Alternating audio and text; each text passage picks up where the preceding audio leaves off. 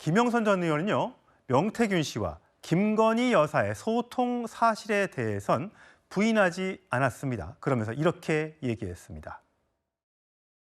명태균 씨가 호통을 치든 말든 간에 그 사람이 한국말은 끝까지 들어봐야 돼요. 무슨 얘기를 하는지 끝까지 들어봐야 된다. 그래서 김건희 여사가 끝까지 들으려고 한 거는 어느 정치인보다 낫다. 왜 이 대한민국이 선진국 진입에 들어와갖고 여성을 마녀 사냥하는 걸로 정치를 끌고 가느냐. 컨트선수끼리 싸우다가 힘에 딸리니까 링 밖으로 가서 남의 마누라 두들겨 패는 거나 마찬가지예요. 왜 그런 비겁한 정치를 해요? 박근혜 대통령님을 한번 마녀 사냥했다고 해서 맞들여갖고 또 마녀 사냥으로 정치를 끌고 나가는 거는 자신들의 무능함과 비겁한 말 얘기하는 거다.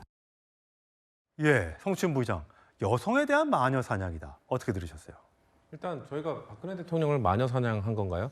박근혜 전 대통령이 헌법재판소의 판결에 따라서 탄핵을 당했고 그리고 다른 법원의 판결에 따라서 유죄 판결을 받은 게 마녀 사냥을 통해서 그렇게 된 건가요? 지금 과거에 일어났던 일에 대한 부정을 하는 것으로 보이고, 김영선 전 의원은 김건희 여사에 대해서는 안 좋게 이야기할 수가 없죠. 지금 뭐 의혹이다 말하고 있지만 김영선 전 의원이 22년 재보궐선거에서 공천을 받은 결정적 역할을 해준 것은 지금 김건희 여사라는 주장을 명태균 씨나 이런 관련 의혹에서 밝혀지고 있는 상황이고, 그리고 지금 김영선 전 의원이 그 명태균 씨로부터 그 호통을 혼나는 그런 통화 내용을 들었을 때도 김건희 여사가 우두머리다. 김건희 여사가 권력을 잡고 있는 사람인데 왜 그 사람에게 잘못 보이냐라는 얘기도 듣지 않았습니까? 그런 걸로 봤을 때 김영선 전 의원은 아직까지도 지금 본인의 지금 법적 처벌 지금 이제 조사를 받고 있는 상황이기 때문에 공범으로 몰려서 법적 처분을 받기 전까지는 아마 김건희 여사에 대해서는 털끝 하나 건드리지 않을 겁니다. 왜냐하면 명태균 씨도 그렇고 김영선 전 의원도 그렇고 지금 본인들을 구해줄 수 있는 거는 여전히 김건희 여사라는 신락 같은 희망을 갖고 있을 것이기 때문인 것이죠. 그렇기 때문에 저는 국민의힘 인사들이나 이런 분들이 김영선 전 의원이나 명태균 씨에 대해서 뭔가 좀 수위를 조절하고 뭔가 강하게 공격하지 못하는 이유는 그들이 갖고 있는 김건희 여사와의 뭐 육성 통화라든지 윤석열 대통령과의 육성 통화라든지 아직 밝혀지지 않은 그 수많은 자료들이 혹시나 명태균 씨가 본인을 보호해주지 않는다고 판단했을 때 밝힐 수도 있기 때문에 그럴 때 언제 갑자기 그게 어떤 도화선이 될지 모르니까 지금 공격을 안 하고 있다고 보여지는데요. 하지만 김영선 전 의원은 지금까지 드러난 의혹만 하더라도 너무 많은 의혹이 지금 사실상 진실로 드러나고 있는 부분이 많습니다. 아까 그 통화 내역, 그 김영선 전 의원의 육성을 통해서 나온 것, 그 명태균 씨가 윤석열 대통령을 도와주기 위해서 자기 돈을 거의 다 썼다. 돈이 부족해서 사실 22년에 사실상의 공천 사기를 치면서 다른 사람 그 공천 희망자들로부터 돈을 받아서 그걸로 여론조사했다는 것도 밝혀졌고요. 그 돈을 결국 그 사람들이 공천을 받지 못하자 메꿔주기 위해서 김영선 전 의원의 선거비용 보전금으로 그 돈을 일부 갚아준 것도 드러났습니다. 결국 명태균 씨의 이런 공천 개입 의혹, 선거 개입 조작 의혹 이런 것들에 김영선 전 의원은 책임에서 전혀 자유로울 수 없기 때문에 아마도 그렇기 때문에 나는 책임이 없다. 그러면서 김건희 여사는 끝까지 보호하는 스탠스를 유지하고 있는 것으로 보여집니다. 예, 김영선 전 의원이 조금 전에 얘기했던 게 있었죠. 명태균이 호통치든 말든 끝까지 들어봐야. 끝까지 들어보는 장면 저희가 준비했습니다. 들어보시죠.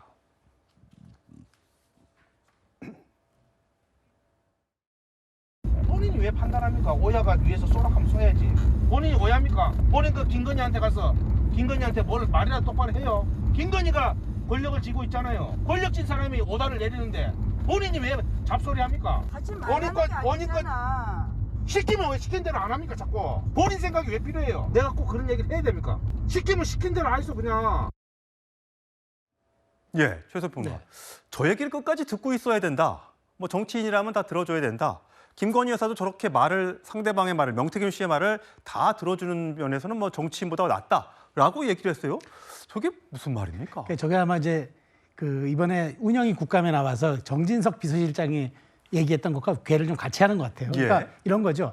윤석열 대통령은 후보였기 때문에 어쩔 수 없이 이제 관계도 단절하고 했더라도 그 가족이고 부인인 김건희 여사는 어떻게든 달래고 안고 가야 되기 때문에 명태균이 무슨 얘기를 하더라도 끝까지 들어줬을 것이고 응답을 했을 것이고, 그러니까 그것은 가족의 배우자의 입장에서 이해를 해줘야 된다는 일종의 내재적 관점에서 얘기를 한 건데 그걸 지금 본인한테 대입을 한 거예요.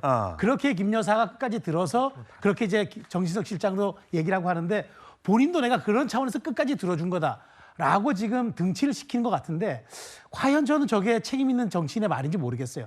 그것과 이것은 사안이 다른 거고, 본인은 여기에서 명태균과의 관계만 정확히 얘기하면 될 일을 예. 왜 김 여사를 또 끌어들입니까? 예. 그리고 왜 박근혜 전 대통령을 소환하고 여성의 문제로 담론을 만들고 그것을 여성의 문제로 치환하고 이것을 마녀 사냥이라고 하는지 이 법의 진실이 간단한 건 본인이 위법했던 부분에 대한 건 책임만 지면 되는데 네. 저렇게까지 저 전선을 끌어들이는 거 전 정말 송영호 대변인 얘기했던 것처럼 중진의 품격이 정말 필요한 때라고 봅니다. 예.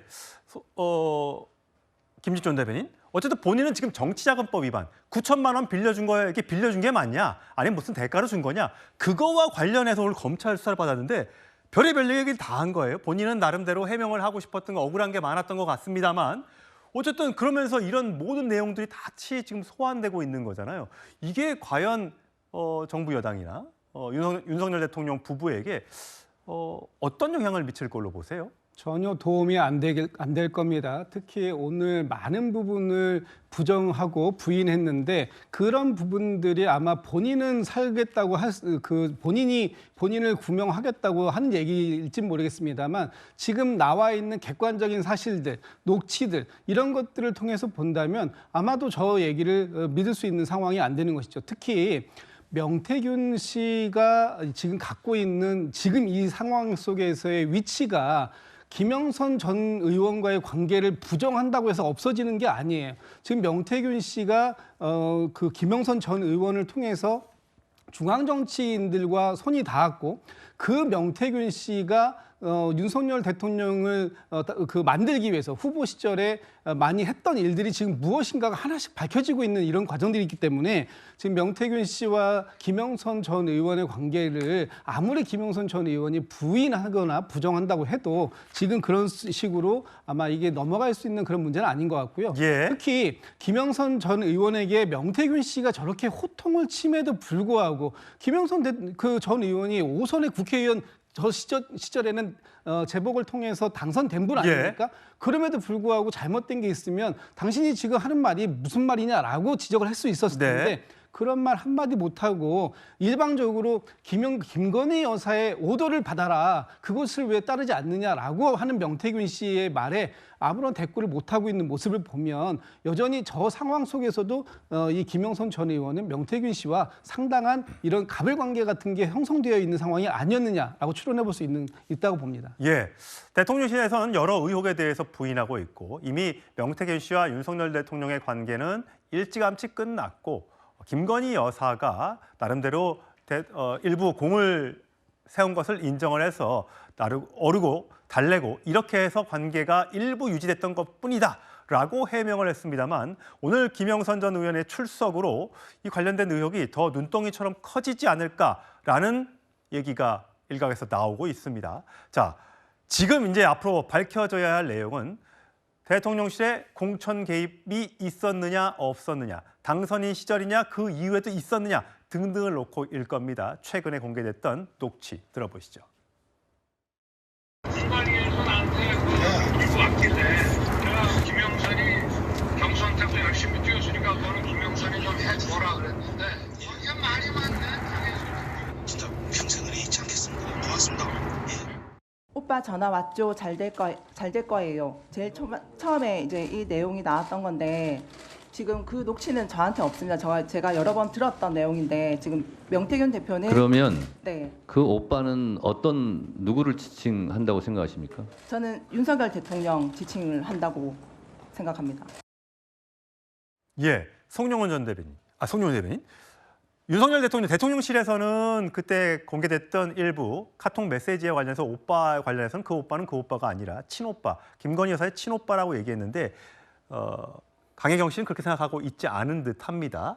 어떠세요? 앞으로 이 공천 개입 의혹 얼마 전에 국회 운영위에서 정치적 실장은 전혀 사실 무근이고 실제로 대통령 당선인 신분이었기 때문에 공무원도 아니었고 이렇게 해명했던 적이 있어요.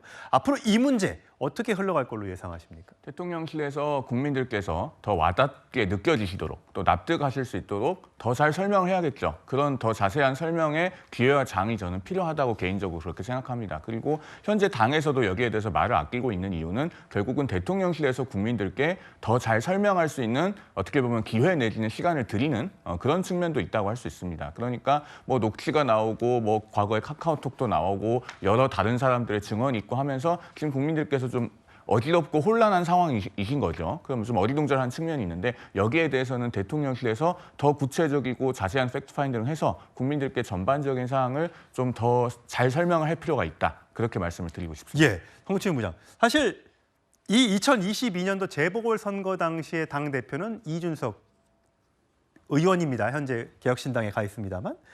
그래서 대통령실에서는 그때 이거는 뭐 윤석열 대통령이 한 것이 아니고 윤상현 공관위원장과 이준석 대표가 했던 것이다 라고 얘기를 했습니다. 거기에 대해서 이준석 의원은 왜 나를 갖고 그러냐. 나는 별로 그때 역할을 한 것도 없고 거의 쫓아내기 일보 직전이었는데 왜 나에게 모든 걸 덤트게 쓰느냐라고 주장을 하고 있습니다. 근데 그럼에도 불구하고